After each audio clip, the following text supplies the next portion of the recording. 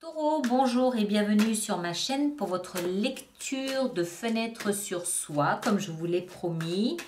Alors, deux petites choses. Cette lecture est valable pour un mois. Elle concerne aussi bien les signes solaires en taureau que les ascendants aux signes lunaires.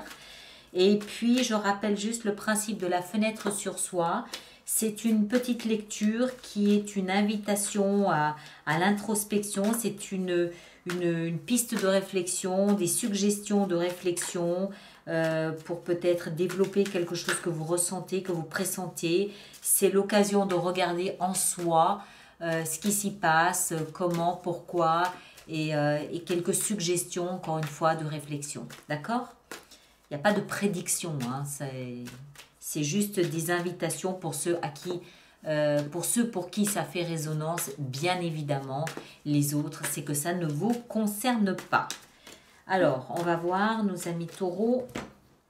Alors, une, deux, voilà, comme ça.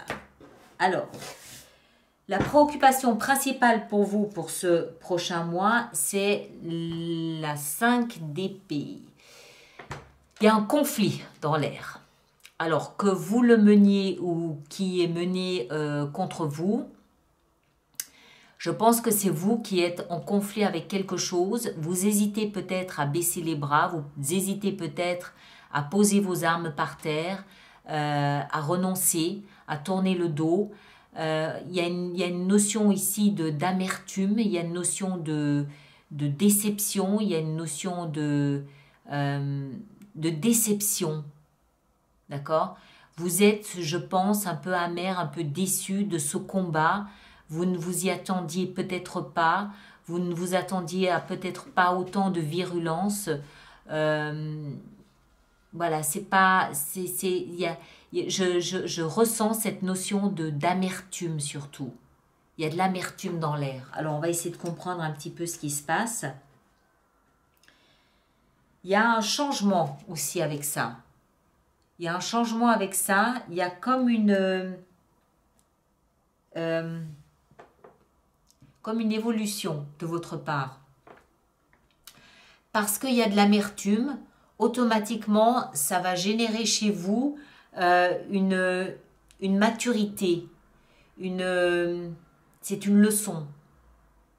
D'accord ? C'est pas le conflit lui-même, c'est plutôt la déception générée par ce conflit qui vous pousse à mûrir votre regard sur les autres ou sur les personnes en qui vous aviez confiance. Il y a quelque chose comme ça. On continue. Le défi que vous avez à relever. Alors, le roi d'épée. Le roi d'épée, ça peut être un avocat, un juge, un notaire, un banquier, une personne d'autorité, une personne pour qui les mots ont de l'importance, ont du poids. Ça peut également être une personne d'un signe d'air. Gémeaux, Balance ou Verseau. D'accord ? C'est quelqu'un c'est quelqu'un d'intellectuel, c'est quelqu'un de froid, de calculateur, quelqu'un qui anticipe, quelqu'un pour qui les mots sont importants. La communication est importante. Et c'est un défi. Alors, je ne peux pas m'empêcher de relier le conflit, cette bataille, avec ce personnage. Je verrais assez bien ce personnage comme étant un banquier ou un avocat. D'accord ? Et il y a comme, encore une fois, cette notion, peut-être même de trahison. Vous comprenez ce que je veux dire ? D'amertume. Vous ne vous attendiez peut-être pas à autant de verve. Vous ne vous attendiez peut-être pas à autant de... je ne veux pas employer le mot violence, mais vous ne vous attendiez pas à ça. Et c'est ça, précisément, qui va vous mûrir, qui va vous développer. Ce n'est pas le conflit. C'est maintenant, vous savez que vous devez vous attendre à l'inattendu. C'est ça qui vous permet d'évoluer. Alors, on va essayer d'en savoir un petit peu plus.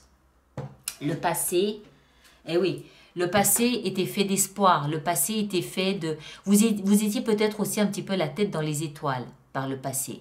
Vous étiez... Moi, j'ai cette sensation, hein, ça ne concerne peut-être juste qu'une poignée d'entre vous, mais j'ai cette sensation que vous passez de quelque chose de très candide à quelque chose de très mûr, mature. Hein, vous comprenez? C'est comme si vous grandissiez d'un coup comme ça. Simplement parce que vous prenez en pleine face un conflit auquel vous ne vous attendiez pas. Et que vous passez de l'âge d'enfant à l'âge adulte comme ça. Vous aviez la tête dans les étoiles.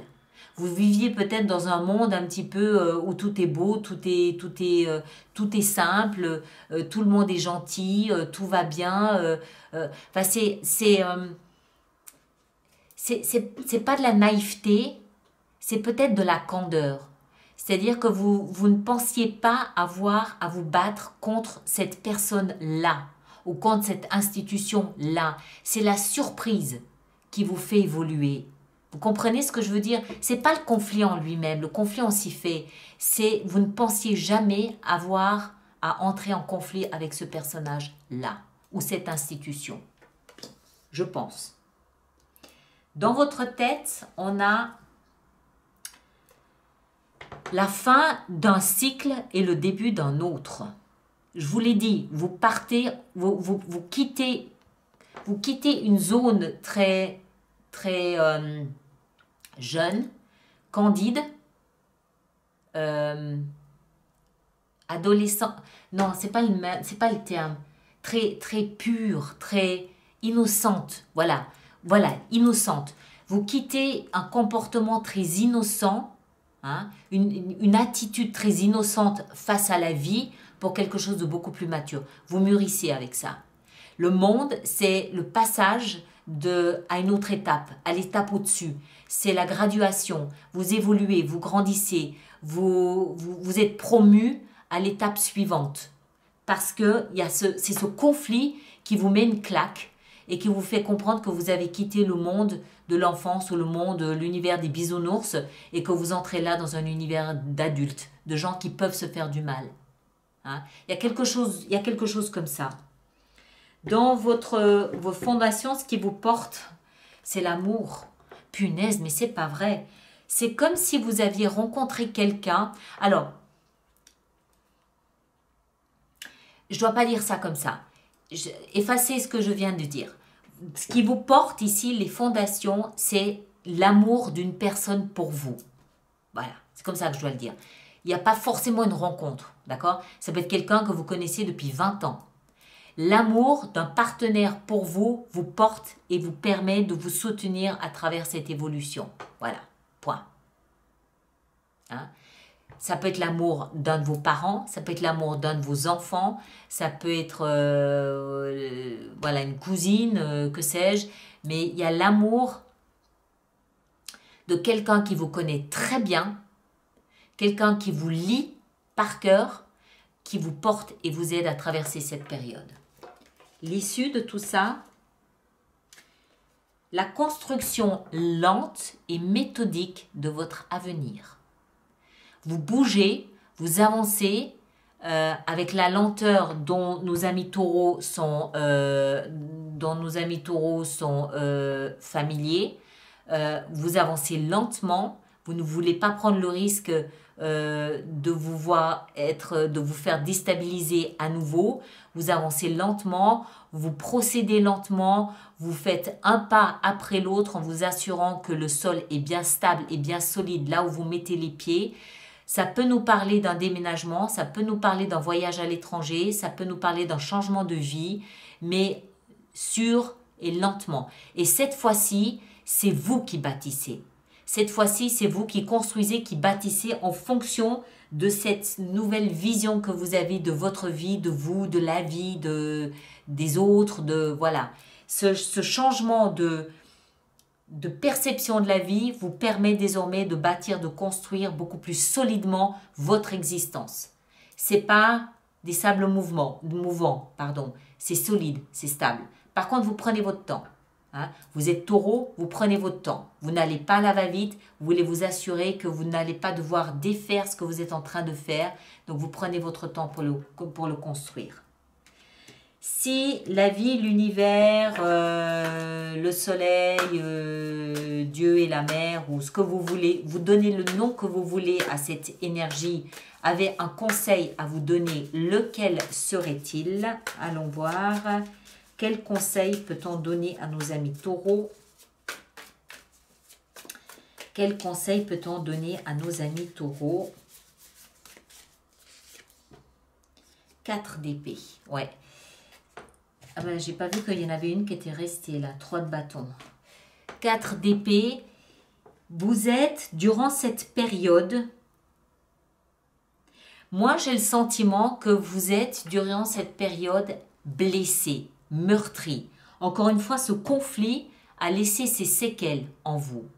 Et durant cette période, vous êtes en train de penser vos blessures.